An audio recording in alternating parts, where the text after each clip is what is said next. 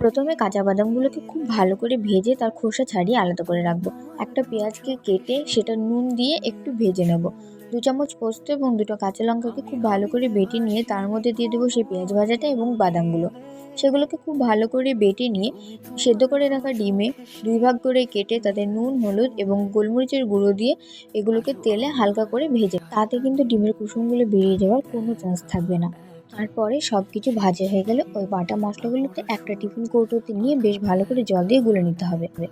তারপরে ওর মধ্যে একে একে হলুদ গুঁড়ো, নুন এবং বেশ অনেকটা পরিমাণে সরিষার তেল দিয়ে তার মধ্যে আরও কিছুটা পরিমাণে জল দিয়ে দিতে হবে। তারপর সেগুলোকে খুব ভালো করে মিশিয়ে নিয়ে ওই ভাজা ডিমগুলো এর মধ্যে দিয়ে দেবো।